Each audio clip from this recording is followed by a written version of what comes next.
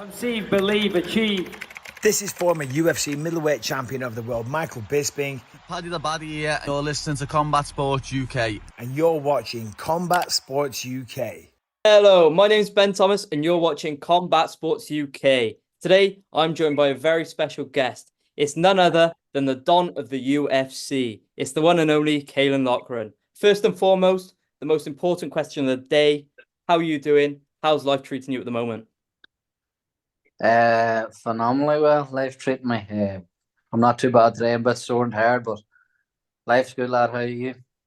I'm not bad at all, but we were just speaking before we got on here now. You've just walked through a door from training, literally. How is training going at the moment? How's the body feeling you already?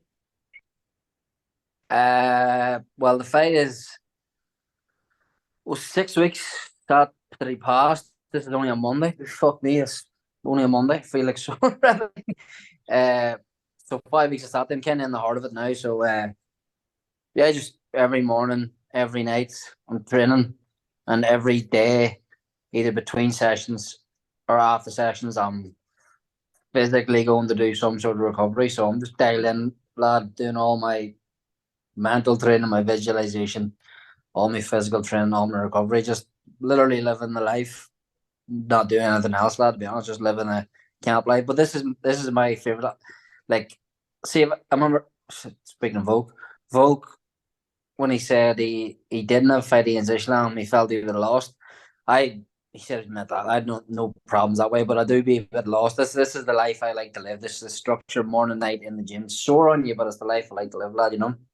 Yeah, I mean, I'm knackered just hearing that. I'm sat here writing some questions down. I'm knackered hearing you already. But before we get into your upcoming bout, I thought we'd just quickly recap on 2023. It was an absolute hectic year for yourself. So at Cage Warriors 154 in Rome, you became the Cage Warriors Bantamweight title by defeating Dylan Hazan via a second-round stoppage. After 8 professional bouts and 7 stoppages, how did it finally feel to have that Cage Warriors gold wrapped over your shoulder? That was amazing. That was still the UFC was my favorite moment of my life, but that was probably the second moment. That was just amazing. That I took 80-something Irish people over to the city of Rome. The fight was chaos. There was 80 odd Irish people, but then there was like 1,500, 2,000 Italians. They end up beating the shit out of the Irish people after. It was like fucking war zone. Just the best thing about Cage Warriors, you get them moments, you get them like high pressure moments that get built up in like the social media and that, so you get that big fight feel. Dylan was a good fighter. I knew he was a good fighter going in. I really, really rated him. We had an amazing training camp for him that time. I got the win, woke up the next day, me, my family, my girlfriend, all my friends were in Rome with the Cage Warriors title. Sun was shining and we were partying. It was just a great experience, lad. Yeah, it was amazing. I mean, at the time, before you even won the bout, it was quite obvious that you were one of Europe's top prospects. And by winning the bout, it sort of cemented that position even further. So when the UFC did eventually come calling, it was no surprise to the fans. But was it a surprise for you, or was there something in the works originally before the fight even happened? Well, Colin here, my coach, has like a 15-year relationship with Sean Shelby. Way back to Terry Adam. Dana White was a big Terry Adam fan. Big Terry Adam fan. And they just have a personal relationship to talk. So I was sitting on the Tuesday in Rome on fight week, having breakfast with my coach, and he said that he's been texting Sean Shelby. I was like, what? He said he's been talking to Sean Shelby, and if this goes well, there's a good chance I'm in the UFC. And then I obviously went well. I knocked him out, went half viral. And within a couple of weeks, whatever month it was, I was in the UFC. So yeah, I knew that they were talking, but when it happens, it's still like a holy fuck moment. You know what I mean? It's like a lifetime of work to sign with them 3 letters, and so when it happens, and it's still that like every day, it's still like it's the coolest thing ever. You know what I mean? Mm-hmm. So just quickly sum up your emotions of actually signing that UFC contract and realizing that you would soon be making that iconic walk to the octagon. I'm not embarrassed to say I shed a few tears, lad, when I left the gym that night, and I wasn't out to tell anybody, but I told my like really close circle of friends, sent them a Snapchat, And I was like, lads, I can't even believe I'm telling you this, but I can't tell anyone, but I'm in the UFC. I was actually like fucking tearing. It was madness. And then telling my brother, like that's something we've been looking since we were young, like so. Yeah, crazy lad, but very much sunk in now, you know what I mean? And I need to get a win before I can fucking, it really feels like that way. But yeah, living the dream, lad. The UFC to me is the pinnacle. Like I wouldn't swap fighting the UFC for playing on the wing for Liverpool or being CEO of the biggest job in the world. It's a UFC fighter is literally my dream. So hard work pays, lad. You know. I mean, you just said you need a win under your belt under the UFC because the debut didn't quite go to plan. But I mean, it's safe to say that you made one heck of an introduction, and maybe it's not one that the French fans were a fan of. Was it always your intention to go there and cause that effect and be so, I'm not gonna say hated, but you know what I mean? Yeah, they love me. The French love me. That's an interesting way of putting it, let me tell you. They at the time they hate me, but now they actually. So I get some good matches now from French people. To be honest, at the time they were. I think they a couple of them just said that it was great crack, like enjoyed the show. So I wanted to blow up. Like I wanted to rile up and I wanted energy whenever I was walking to the cage for a prelim show on the Monday of that fight week. No one knew who I was. Not one French person knew who I was. But come Friday, I was public enemy number one in the streets of Paris. So no, that was I just wanted a bit of crack with it. You know what I mean? I'll be honest with you. That whole card, the atmosphere was something like I've never heard before. When Cyril gone for, to be honest, the French fans, I wind them up. They're actually amazing. Like even with the PFL card, was like who do you call them?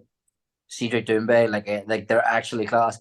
It like 10 years ago it was probably Dublin, and then there's the Bellator Dublin's going up through for a couple of years there. But I'd say now Paris is the hot spot for European MMA, if I'm being honest. But they're still cunts. I mean, through that first round, I don't think I've ever heard quite a sound like that. I don't know if you could focus on any of it, even the fight in itself, but that noise was something like I've never heard before. It was absolutely crazy. And it was a credit to yourself for actually riling the fans up. Does that give you a motivation, an added motivation? No, to be honest, that I'm special that way in the main. Like I don't really get nervous. Like I swear to God, this is the truth. I need to get. This isn't good. But whenever I was walking from the warm-up area down the tunnel into I'm like about to walk out, like I knew it was coming. Obviously, I'd wait in. I seen what the reaction to me was.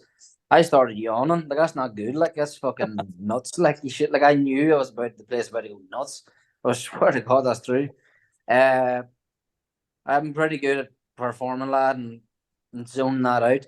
And then, to be honest, I watched back videos like they started singing the national anthems and all. I had no idea that happened. I swear to God, I watched it back. I was like, "God, it's fucking insane." And they all started like stamping their feet at the one time. Again, it's just like blur when you're in that light. Like it's crazy.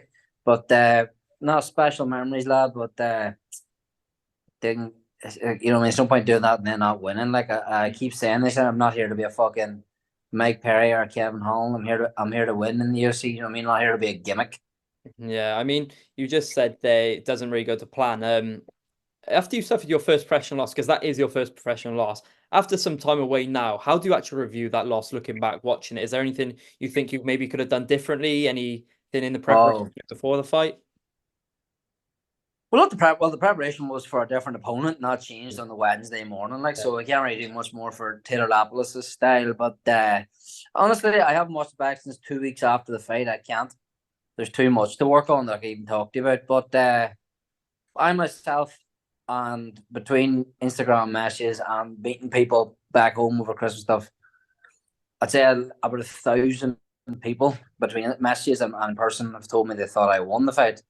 I think I probably maybe did win the fight, but regardless of win, it was very close. I'm not salty. If you think he won, that's absolutely no problem. Like I'm not.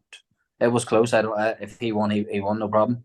I couldn't even start to break down how much. Like he's a very experienced competitor, a good fighter.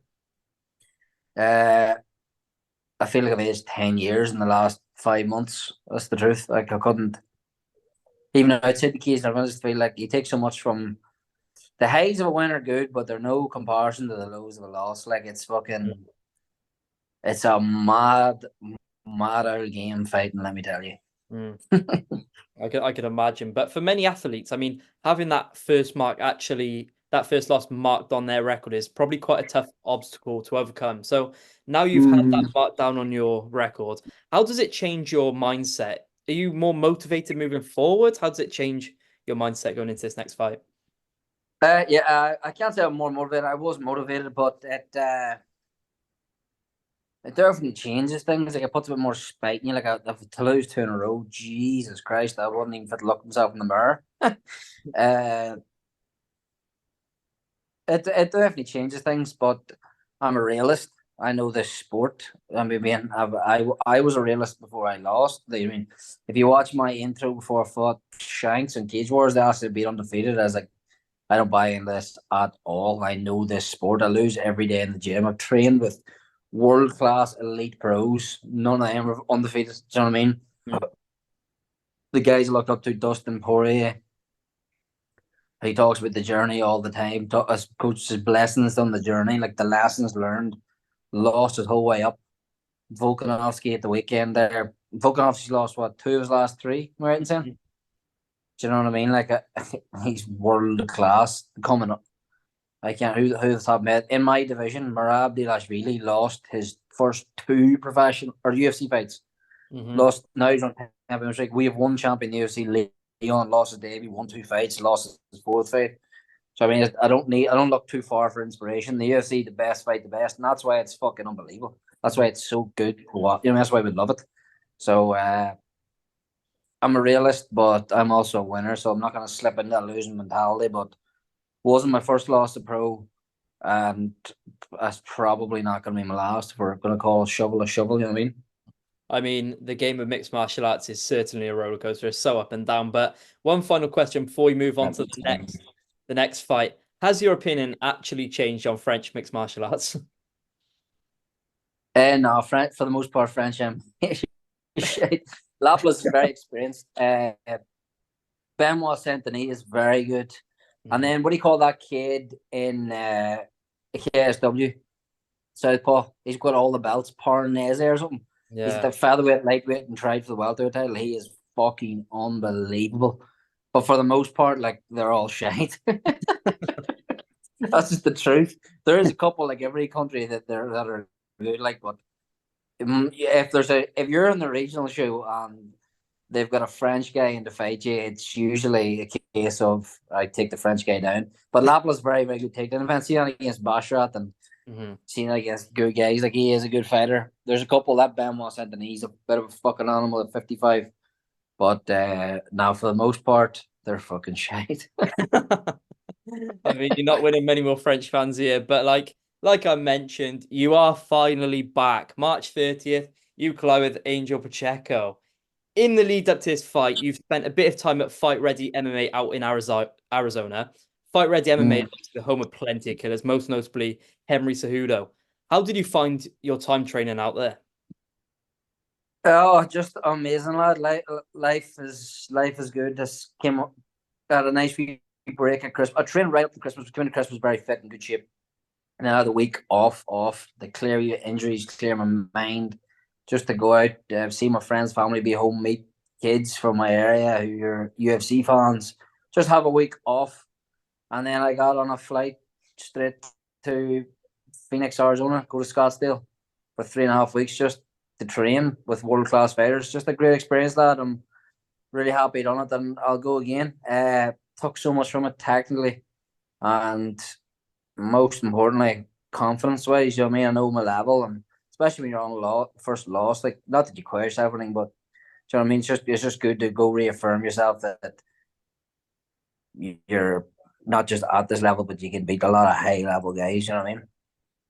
I mean, was it actually eye-opening to see how other fighters worked and how other coaches worked, and maybe even to get a fresh insight into your game from someone other than your usual team and coaches? No, it's good. It's just a different stimulus, lad, isn't it? It's a different. Like, I was there for 2 weeks and I was texting my coach Collins, like, I could probably leave here now. I could be ready to go. And then Javid Bashrat walks in, I'm sparring him, and that's just rewinds everything, you know what I mean? Or Bruno Silva's on the mat, the UFC flyweight, and he comes up to me, and you know what I mean, it's a different stimulus every day, just shake it up. But then of course the coaching, guys like Santino DeFranco, he put a lot of time into me. Just texting me today, actually. You know what I mean? Like, he's been in the corner for UFC world title fights as well as Colin. He's it was just an amazing experience, lad, and even just conversing with a guy like Henry, he's forgot more of the sport than I've learned. Do you know what I mean? So that's amazing. Got to wrestle with a lot of Olympic wrestlers, Team Mexico, Team USA, elite level boxing coaches. Just a great gym, lad, and really, really good people, and put a lot of time into me. You know what I mean? Mm-hmm. And like I said a moment ago, you are fighting Angel Pacheco. What have you actually seen of your opponent, and what do you expect him to bring come fight night? Boxing. He's a Mexican boxer. He's like a stereotypical Mexican boxer. How he fights, like, it's his style is come forward, rip the body, come up top, game as a fucking badger. Yeah, he's a Mexican boxer. Doesn't really shoot for takedowns. He's a Brazilian Jiu-Jitsu brown belt, but he doesn't really shoot for takedowns. Doesn't really kick. Likes to have a war. Had an absolute bloodbath in the contender series. That's why he got signed. His fucking ear was hanging off, and he kept coming. So you have to give him that. That's pretty nuts. Just a So tad. no, he's tough, lad. But I think there's levels to this game. You know what I mean? Mm-hmm. Where do you actually expect this fight to take place then? Because obviously in your last bout, you were shooting for the takedown quite often in that fight. Do you expect to do the same again, or do you expect to test his stand-up? Yeah, I want to box him. I want to knock him out. I want to make 50K. I want 50 grand. That's what I want. That. I want to knock him out. That's Bonus. beautiful. That sounds absolutely beautiful. But Yeah. with all that being said, do you have an official fight prediction? I think I'm going to knock him out in the first round. And I never, ever, ever have said that one professional fight in my life. Swear to God. Never said that once, Cage Wars. Never said that once. From UFC, never said first round ever. I do believe I'm going to put him in. He's never done a weight cut to 130. He's never competed on 35 pounds. He takes a lot of damage. I just think he's there to be hitting. I think he's there to be knocked out. Do you know what I mean? Mm-hmm. Well, I mean, when you say that, I'm opening up Bet365 right now, and I am lumping the money on that first round knockout. That's your word. But obviously, I'm not that stupid. I'm not going to do that. But if and when you get hand raised on Saturday on March 30th, when can we expect to see you back in there? Are you looking for a quick turnaround? How does 2024 look like for you? I don't like too quick a turnarounds. I like to improve between fights. I want 3 fights this year. I don't like four. Four's very hard on my body with these training camps. And again, I like to level up. I like to work on what goes wrong in fights. I like to take a step of improvement on my coaches, and then gear towards a specific style. So 3 years perfect. 2 is shite. I had 2 last year. The kids were title UFC debut. That's not enough. It's too long of a gap. And then it was almost like I was in limbo, and then all right, 5 weeks now we're fighting and we're saying, you know what I mean? So three is what I like. I think there's talk of a Manchester card in July. Like, I haven't heard anything official. I've just seen what people have seen on social media. Timing wise, that would work out well. It's also very convenient. I live 40 minutes away from Manchester now. I live here. I'm here in Anfield, so that would be time wise perfect. And then end of the year, maybe a pay-per-view, or please God, a Dublin card. Who knows? But I'd like 3 this year, lad. But Manchester sounds good. Obviously, if McGregor's back, it'd be cool to get that card. Mm-hmm. But Manchester would sound good. You know what I mean? That would be absolutely amazing. I mean, we were talking about the atmosphere in Paris, but that atmosphere in Manchester would be something else. Can you imagine all the fighters on there with that atmosphere? Yeah, I'm an Irishman, so hopefully get a couple of Irish over. I'm no Brit. Yeah, get some Welsh on there as well. Let's keep it. No, I'm joking. Keep the English, Welsh and Irish on there. Fucking stacking of Welsh, Oban and Jack.